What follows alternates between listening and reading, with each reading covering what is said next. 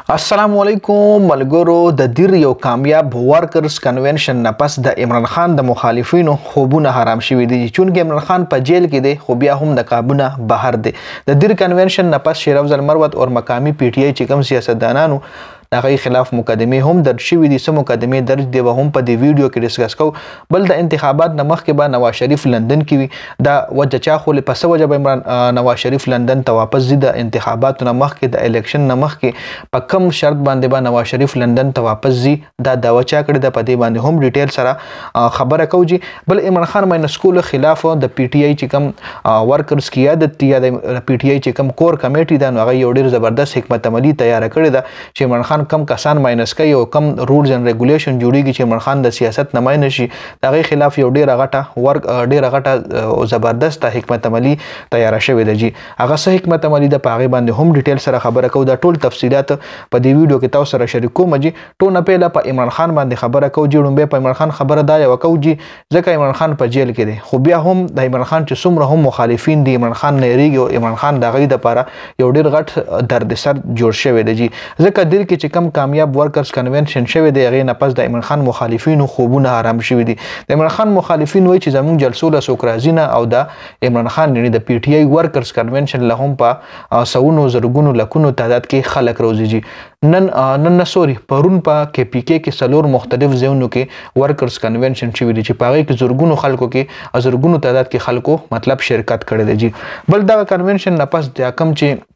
په دیر کې ورکرز کنونشن شو دا غي نه پس چاپی هم وهلې شوی دي ډیر زیاته یاره خوره شوی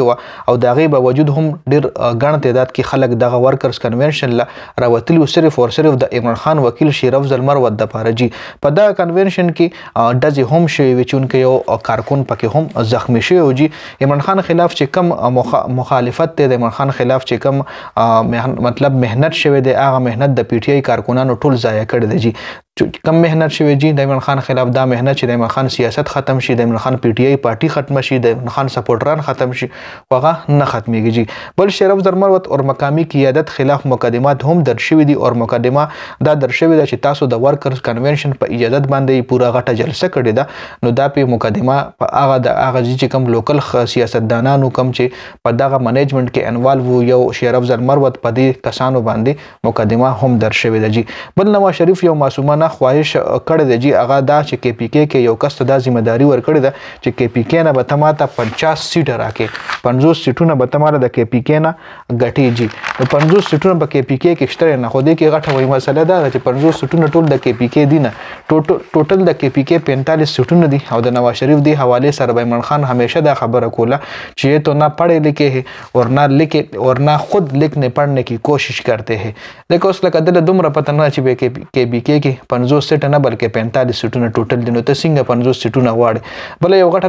دا دوا مخه تر راغلی دا چې نواز شریف په انتخابات نه مخکې لندن ته واپس ځي کچري او داوا دا سره راغلی ده صحافي عارف حمید بټي ویلي دي کچري پی ټی آی په الیکشن کې وینو بیا به نواز شریف لندن ته ځي او لندن پلان مطابق پی ټی آی په انتخاباتو کې نشته دی دا ډیل وای شوی دی او دا ډیل ډن دی او کچري پی ټی آی په انتخاباتو کې وینو بیا به نواز شریف لندن ته د انتخابات نه مخکې د الیکشن نه مخکې به لندن ته واپس تختیږي بل د عمران خان ماینس کولو سازش ناکام کولو د پاره پی ټی آی ډیره زبردست حکمت عملی تیار کړی ده پی ټی آی انټرا الیکشن باره کې الیکشن کمیشن خپل فیصله وروله او پی ټی آی ته حکم وکړو چې 20 ورځو کې دننه تاسو د خپل پارټي کې دننه انټرا الیکشن وکړي او کچري پی ټی آی انټرا الیکشن اونکړو نو بیا به پی ټی آی نه بیٹ نشان هم اغسته کیږي او عمران خان د پارټي چیرمنی به هم اغسته کیږي جی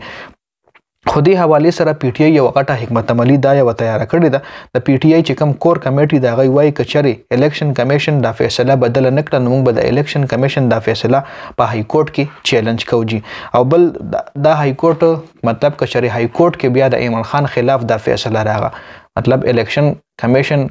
فیور کې فیصله وشو د عمران خان خلاف های کورټ کې فیصله وشو نو بیا راتلونکي ټایم کې عمران خان د پاره او د پی ټی آی د پاره ډیر مشکلات جوړېدل شي ځکه بیا به عمران خان کې د شي د پی ټی آی چې کومه چیرمنی وهده د عمران خان نه واغستې شي او کچري عہده غ نه ورکوي نو بیا الیکشن اجازه تغیله ملو نشي نو مطلب راتلونکي ټایم کې کچري دا فیصله د عمران خان په حق کې نه کیږي نو بیا مشکلات د پی ټی آی د پاره او د عمران خان د پاره زیاتې دي شي دا اپډیټس په دې ویډیو کې ډیر زیات مننه والسلام